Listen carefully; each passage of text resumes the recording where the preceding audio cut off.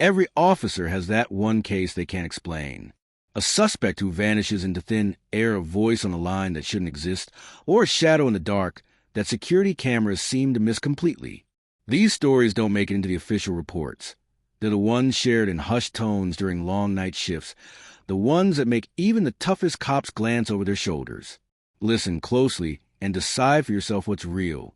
It started like any other call, just another routine check, a domestic disturbance. Nothing out of the ordinary, or so I thought. The dispatcher's tone carried a hint of urgency, but not enough to raise any serious red flags. Possible argument. Possible violence. 1185 Kensington, Unit 4B, she said. Seemed simple enough. Kensington wasn't an area I usually patrolled, but I knew it. A run-down neighborhood. Old buildings worn out by time, and the tired lives still inside them. It wasn't the kind of place you'd expect real trouble to brew, but trouble has a habit of showing up where you least expect it. We pulled up to the building. Cracked bricks, dusty windows covered by sun-bleached curtains. The kind of place where the outside world keeps moving, completely unaware of whatever storm is brewing inside. My partner, Officer Stevens, glanced at me as we got out of the cruiser. "You think it's just another lover spat?" he asked. I shrugged. Maybe not. Something about it felt off. We walked to the unit, knocked twice, and called out. No response. Another knock, still nothing. We could hear muffled voices through the thin walls, but they were faint, distant, like they weren't even in the same building. I looked at Stevens. Let's force it. There was something about the silence that gnawed at me, not the usual yelling or crashing sounds we'd expect on a call like this. No, it was quiet. Too quiet. Hello. He nodded, and together we forced the door. The lock gave way easily. We stepped inside. Still, silence. The apartment was modest. Worn furniture. Clean. Framed family photos on the walls. 2 coffee mugs sat on the table, one tipped over, its contents long cold. Everything looked normal. Too normal. Hello. I called out, scanning the space. Police, is everything okay? No answer. Then a sound, faint at first, like a child softly crying. Not loud, just steady, rhythmic sobbing. Stevens, I said, lower my voice. You hear that? Yeah, he whispered, hand hovering near his holster. It's coming from inside, but he trailed off. There's no one here. The sobbing grew louder as we moved down the hall.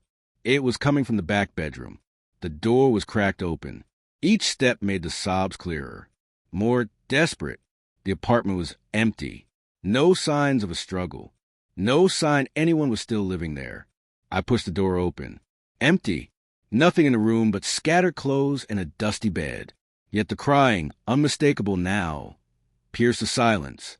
Where the hell is that coming from? Stevens muttered.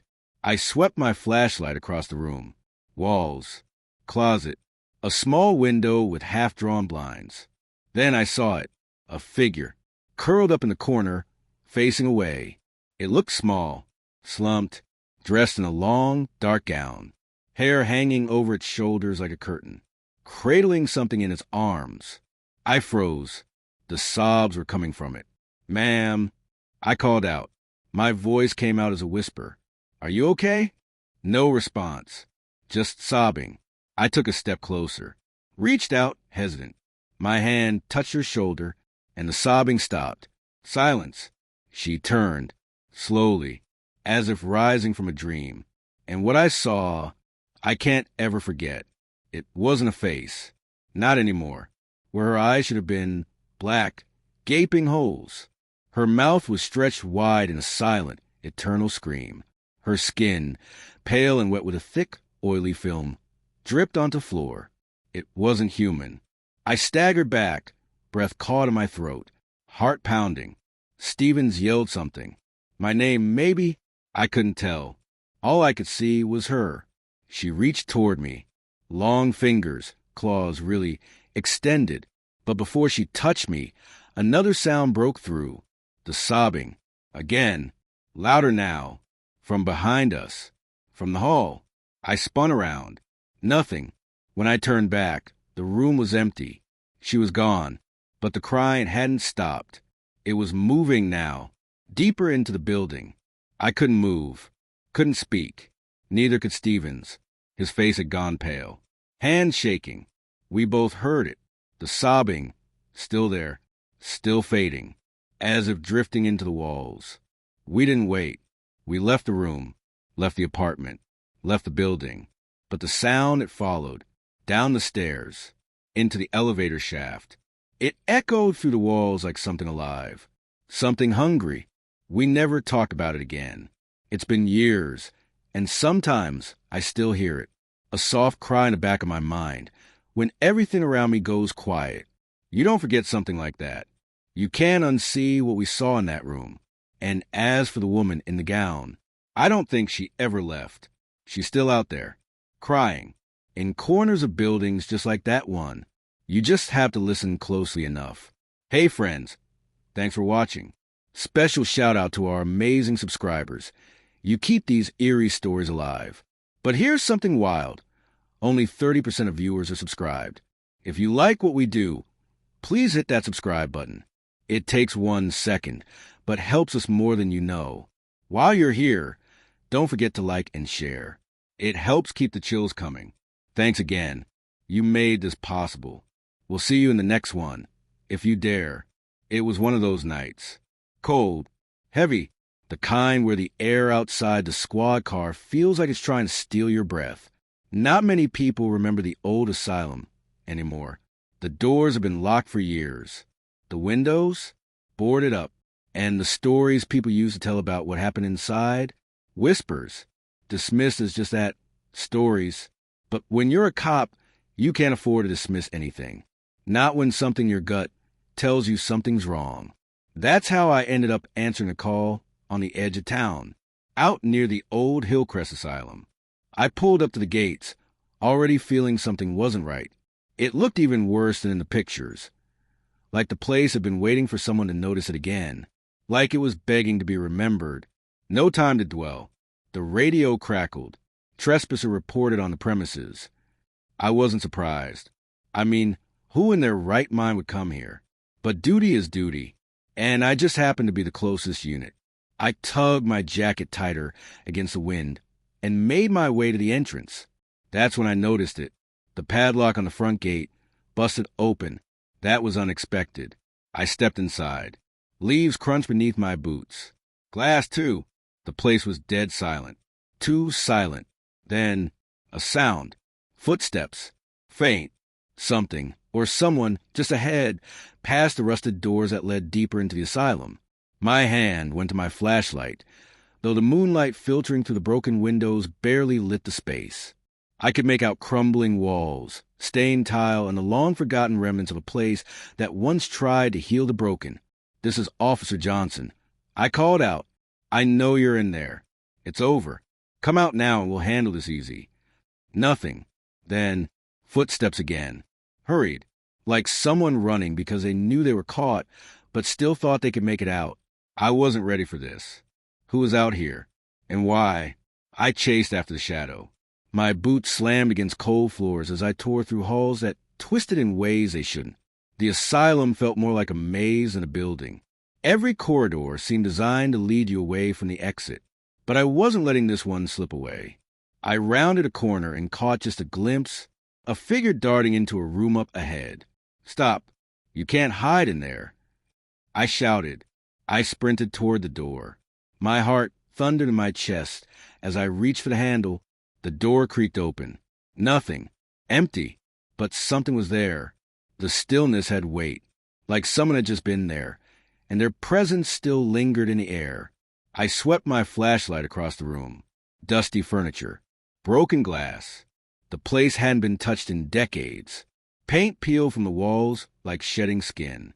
Old paper scattered across the floor, buried beneath thick layers of dust. I stepped inside, mind racing.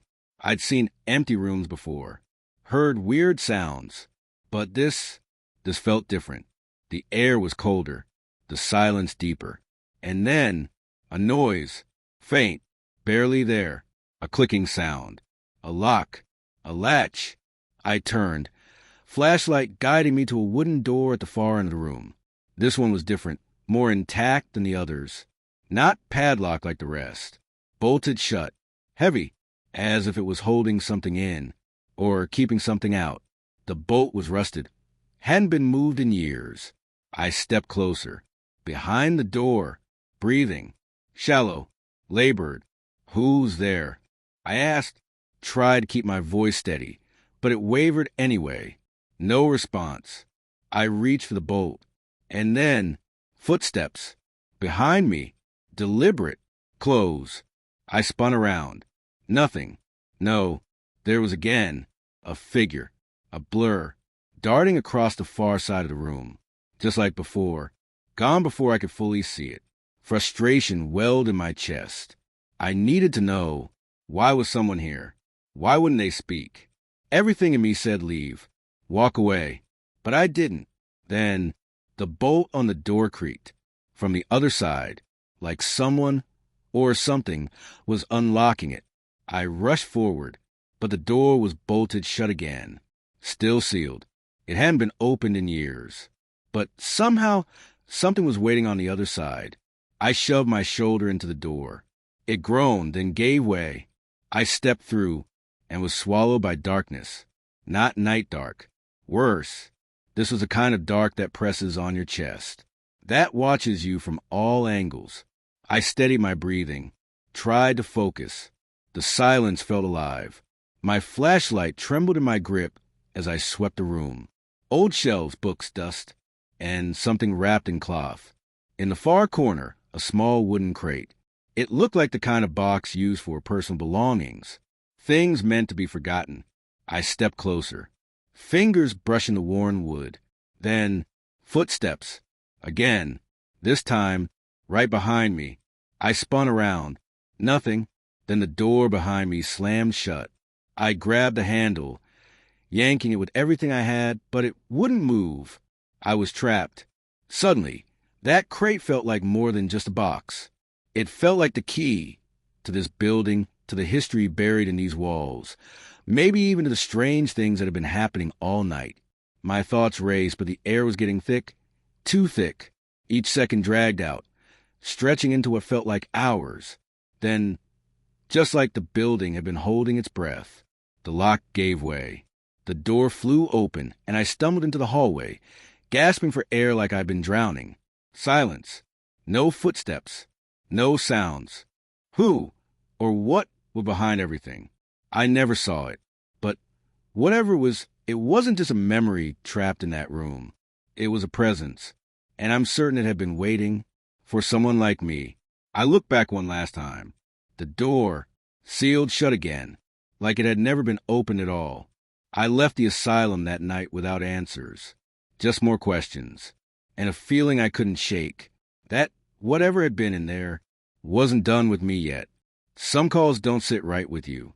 They make you question your senses, your instincts, even your grip on reality. This was one of those calls. It was a quiet shift, one of those nights where time feels like it's moving in slow motion. Nothing unusual, just another routine patrol. We were cruising down Highway 47, a long, lonely stretch that cuts through empty fields and thick woods.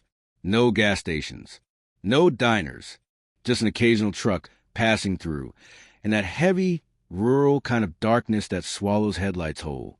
I was riding with Officer Reed that night. He was quiet, focused, didn't care much for strange stories or rumors. Just a job. And honestly, I was the same way. Most nights. But sometimes there's something in the air, that electric buzz in your spine that tells you, tonight's gonna be different. We were wrapping up a report when we saw her. She was standing right at the edge of the road, near the old bridge. That bridge, the one people say is haunted, cursed, avoided by locals even during the day. She looked young, early 20s maybe, wearing a faded jacket, her thumb out like she'd been hitchhiking. I glanced at Reed. You see her? Yeah, he muttered, tapping the brakes. Looks like someone's lost. We pulled over, gravel crunching beneath the tires. She didn't hesitate. She opened the back door, slid in without saying a word, and slammed it shut behind her. She didn't look scared, just exhausted, like she'd been waiting out there for hours. In the rear view mirror, I caught a glimpse. Her face was pale, hair tangled, eyes fixed straight ahead, like she wasn't even aware we were there. "Where you headed?"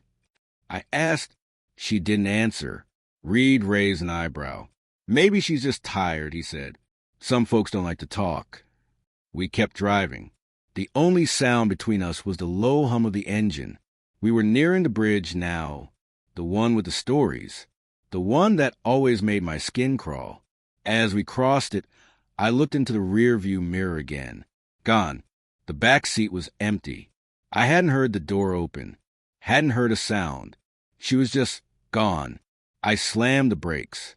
The car skidded to a stop right in the middle of the road.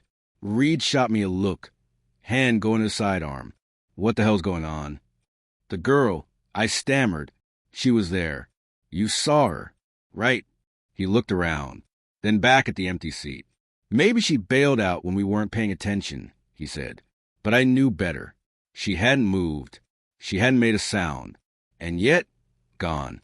I reversed, circling the area near the bridge. Nothing.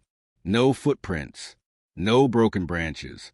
No sign anyone had ever been there. "Let's just head back," Reed said, his voice tight. "You're seeing things, man." I didn't answer. I couldn't. I knew what I'd seen, and it didn't make sense. But it wasn't over. 1 week later, same highway, same bridge. This time I was with Officer Hayes. We were just finishing a routine patrol when I saw her again. Same girl, same spot, same jacket. Thumb out. No hesitation this time. I pulled over. Hayes didn't seem to think anything of it. He just shrugged and reached for the door. "Need a ride?" I asked. She didn't speak. She opened the door, got in, and shut it behind her, exactly like before. I didn't say a word to Hayes. Didn't tell him what happened the last time. But as we drove, the tension returned. Thick, unshakable. I knew what was coming. As we crossed the bridge, I didn't even look in the rear-view mirror. I didn't need to. I felt it. I slammed the brakes. The car screeched to a stop. Hayes looked at me, confused. "Okay, what the hell's going on?" I turned. Empty. The back seat. Completely empty. My pulse was in my ears. I pulled over again, trying to steady my breathing, trying to understand. My heart wouldn't stop pounding. Because whatever was out there, it wasn't done with me yet. Hayes was staring at me now, wide-eyed. He didn't think I was crazy anymore. "What the hell, man?" he muttered, his voice trembling. "Where is she?" I didn't have an answer. I couldn't explain it. It was like the girl never existed. But I knew what I'd seen. I reversed again, trying to retrace every step. I drove slowly, eyes scanning the shoulder, the road, the woods beyond. Headlights swept over empty pavement and endless fields stretching out into the night. No sign of her. No girl. No tracks. No trace. We sat there in silence for a long moment, the engine idling, our breaths fogging up the windshield. Hayes finally broke the stillness. "You think we're being pranked?" he asked, voice uncertain and unsteady. I shook my head slowly. No, man. I've driven this road too many times. This isn't a prank. There's something wrong with this. And then it happened again. This time, Officer Phillips was on shift. Same area. Same bridge. Same girl. She appeared in the shadows just like before, silent, still, almost part of the night itself. She got into the back seat, without a word, and when they crossed the bridge, she vanished. Again. But Phillips didn't just drive off. He stopped the car, got out, started searching on foot. Then he was gone too. Vanished. No radio call. No backup request. No sign of struggle. Just gone. And that's when the stories started to spread. Some said it was a ghost. Others said it was something far worse. I don't know what to believe anymore.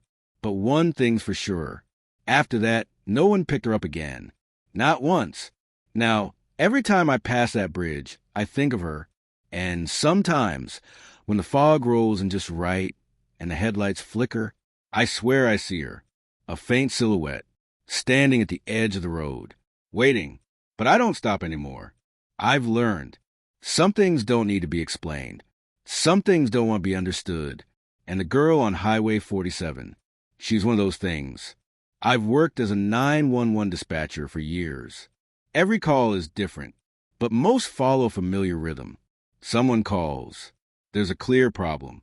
You respond, but every so often, a call doesn't follow the pattern. A call that lingers. That haunts you long after you hang up. This was one of those calls. It was just after midnight. The shift had been quiet. Too quiet. I was staring at the clock, waiting for something, anything, to break the silence. There were a few test calls. Officers checking in. Nothing unusual. Then the line rang. I answered immediately. 911, what's your emergency? No answer. Just breathing. Heavy. Shaky. I sat up straight. Every hair on my arm standing on end. Something was wrong. Deeply wrong. Hello? I said again. Ma'am, are you there? Finally, a voice. Frantic. Breathless. They're in the house, she cried. They're in the house. Please, help me. I don't know who they are, but they're here. They're coming for me. My heart pounded as adrenaline hit me like a wave. Still, I kept my voice calm. Okay. Stay on the line with me. Can you tell me where you are? What's your address? My fingers flew across the keyboard, ready to dispatch units. But her voice cracked. I don't know. I don't know where I am. It's an old house. A big one. But please, they're getting closer. Please, they're coming up the stairs. I can hear them.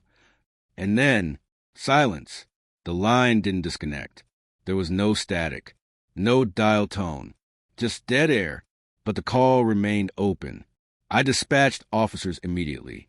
Matthews and Garcia were nearby, just a few blocks out. I gave them the last known address on file. But something gnawed at me. Her voice had sounded terrified, yes, but there was something else. Something hollow.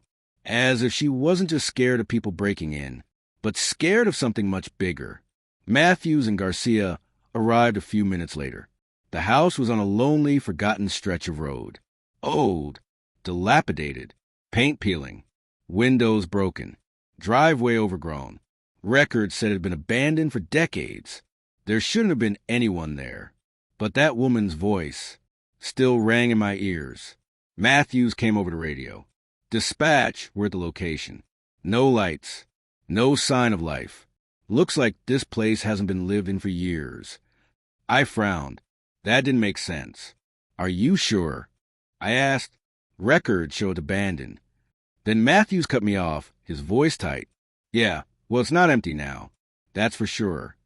A chill ran down my spine. I listened as they entered. Their footsteps echoed through empty hallways. Dust, darkness, silence. It was like time had frozen inside the house. Nothing touched. Nothing changed. Still, something was there. Dispatch, Matthews said again. There's nothing here.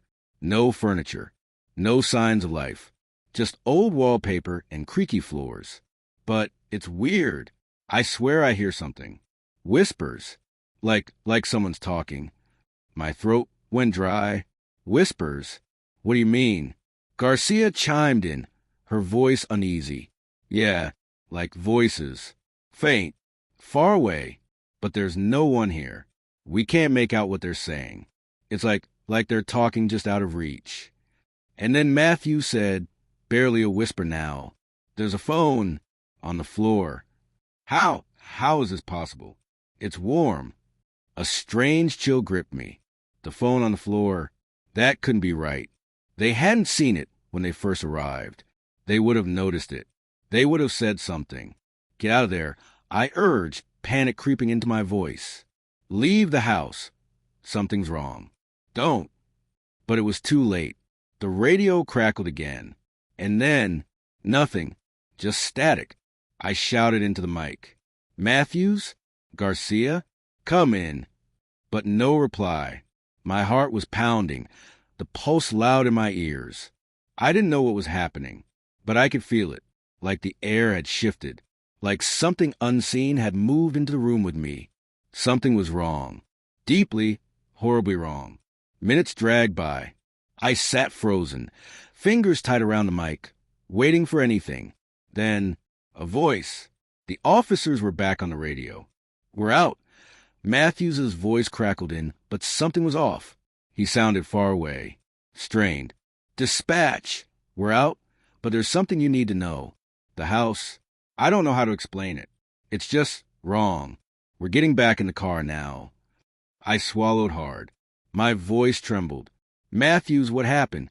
Where's the phone? The woman? Did you?" But before he could answer, the line cut off. Dead silence. It didn't come back.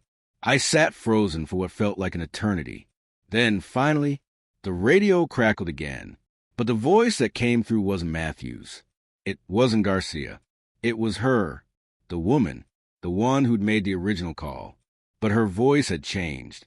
It was cold, distant, like it wasn't even coming from the radio anymore, but from somewhere else, somewhere deeper. "I'm still here," she whispered. "Please help me. They won't leave. They won't let me go. The house, it won't let me leave." I felt the blood drain from my face. The call had never really ended. Her voice was still there, lingering in the static. I scrambled to reach the officers again, but I was met with silence. 1 minute, 2, then finally, another voice. "Dispatch." It crackled through the line. "This is Officer Warren. We found them. We found the car." His tone was flat, empty, like he wasn't fully there. "They're not here. We found their cruiser. But Matthews and Garcia, they're gone. There's no sign of them anywhere." My breath caught. "What do you mean? Gone? Where would they go?" A pause. "Don't ask me that," Warren said quietly. "I don't know. The house, it's like it took them, like it pulled them into the walls. I don't know how else to say it." Then the line went dead. And this time, it didn't come back. The house was sealed off later that week. But no one could explain what happened. No one could explain the voice on the line, the phone warm to the touch, or how 2 trained officers vanished without a trace. As for me, every time I hear that crackle in the dark, the hum of a line connecting, I remember, I wonder, who's calling? Why? Some calls stay with you. They haunt you. They live in your memory, trapped like the ones who made them. And sometimes when I close my eyes at night, I swear I hear it again. That whisper, "I'm still here." There are things you see in this line of work that just don't make sense. Things that force you to second-guess your own eyes, your own mind, and some places, no matter how familiar they seem, never feel quite right. For me, the precinct is one of those places. I've been working the night shift for years. And let me tell you, there's something unnatural about the hours between midnight and dawn. Time feels stretched. The building gets too quiet. And if you've ever worked nights in a place like this, you know that silence can play tricks on you. But this wasn't just silence. This was something else. It started about 2 weeks ago. Late shift, same as always. My partner, Officer Jameson, was up at the front desk doing reports. I was watching the holding cells. Just a few petty offenders behind bars. Nothing serious. The clock was inching toward 3 a.m., and the station had that eerie calm where even the flickering lights seemed too loud. Then I saw it, a shadow. It darted across the far end of the hallway near the holding area. But it wasn't a person, not even close. It moved too fast, too smooth, too dark. It was just a blur, long, thin, like it was trying to stay in the shadows, hiding from the light. I froze, eyes darting, looking for a logical explanation. A trick of the light? Maybe a rat? A bug? But then I saw it again, clearer this time. Now in the hallway, between the cells. I rubbed my eyes, trying to focus. No, it was there, moving, sliding, watching, as if it were observing the prisoners. I stood from my chair, slowly walking toward the holding area, my voice barely above a whisper. "Jameson." I didn't want to startle anyone, but I needed someone else to see it, to prove I wasn't imagining things. "What I just saw, did you see that?" Jameson looked up from his paperwork, eyebrows raised. See what? That shadow in the hallway. It was right there, looked like it moved between the cells. He gave me a puzzled look, but stood up anyway. You sure it wasn't just a weird reflection or something? We've been up all night, man. I nodded slowly, trying to shake off the unease building in my chest. Maybe, but it felt off, like it wasn't supposed to be there, like it wasn't real. We stood there in silence, waiting. The station felt unnaturally still, too still. Then it happened again. A dark shape darted past the cells, just like before. You saw that, right? I asked, cold sweat prickling the back of my neck. Jameson squinted into the hallway, but said nothing. His face tightened with uncertainty. Nah, I didn't see anything, he said, though he didn't sound convinced. We checked the security cameras. Immediately, nothing. The footage was spotless. No movement, no figures, no unexplained shadows. Just the same dimly lit, empty hallway. I swear I saw it. I muttered, frustrated. I know what I saw. It's there, every time. Jameson sighed, dragging a hand across his face. Maybe you're just exhausted. It's been a long shift. Take a break. I nodded, but deep down I knew better. This wasn't fatigue. This wasn't in my head. Over the next few nights, it continued. The shadow would appear again and again, slipping through the cells like it lived there, always at the quietest hour, always when the station felt frozen in time. Sometimes it moved. Sometimes it just stood there, still, silent, watching. And no matter how many times we reviewed the footage, there was never anything there. It was like the shadow lived just beyond the reach of the cameras, like it was never meant to be seen. But we saw it, and we couldn't unsee it. Jameson grew jumpier. He never said anything outright, but I noticed. He locked the front desk door, kept glancing over his shoulder, even when no one was around. I did the same. We were both on edge, but neither of us wanted to be the first to admit it. Then came the night everything changed. I was alone in the holding area, working through reports when I heard it. A soft tapping sound, like something lightly hitting the bars of the cells. At first, it was faint, barely there, but it grew louder, more deliberate. I looked up.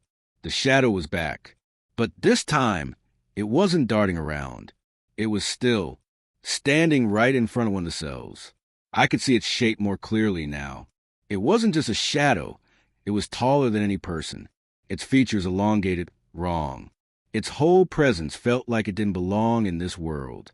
I took a step forward, and just like that, it vanished. Gone, like smoke in a gust of wind. I froze, my heart hammering in my chest. Jameson, I called through the radio, voice sharp with panic. Get over here. Now. Silence. No response. I bolted to the front desk. The hallway was empty. Jameson was gone. Then I heard it again, that same soft tapping. Only now it was a whisper, indistinct, chilling, coming from a holding cells. I ran back, adrenaline flooding my system. And there he was, Jameson, standing at the end of the hallway, staring into the darkness. His face was pale, his eyes wide, glass-like, like he wasn't in control anymore. Jameson, I called, stepping toward him. Nothing. He didn't move. He was frozen, like whatever he saw had taken him. I grabbed his arm. Come on, man. Let's go. This place is... He snapped out of it, jerking away from my grip, his eyes locked onto mine with pure terror. Don't, he whispered, barely audible. Don't look at it. It's not what you think it is. I turned toward the shadows, and then the lights flickered. The station door slammed shut behind us. We were trapped. Then the voice came, low, guttural, not in the room, but in my mind. Leave now. I didn't wait. I grabbed Jameson, dragging him with me as we stumbled toward the door. But the shadow, it followed, its presence wrapped around us. Not just in the hallway. It was in the air, in the walls, everywhere. We were locked in. There was no way out. Hours passed. Eventually, the doors opened again. We didn't speak much after that. Jameson wouldn't even look at me. We both knew. Something had changed. We never saw the shadow again. But every time I drive past that station, I feel it, still watching, still waiting, because some shadows don't fade away. They follow, and no matter how fast you run, you can't outrun something that was never really alive. Thank you all for joining me on this journey into the unknown. Your support truly means the world to me. I always look forward to reading your comments and personal experiences. If this story sent chills down your spine, go ahead and hit that like button. And if you're not already part of the community, consider subscribing for more eerie, true stories. Have you ever experienced something you couldn't explain? A moment that felt wrong? Share your story in the comments. Every experience adds to this growing world of horror we're building together. And if you know someone who enjoys a good scare, send this video their way. Let them join us, if they dare. Until next time, stay safe, stay alert, and remember, sometimes the scariest stories are the ones that could happen to any of us. See you in the next one, if you're brave enough.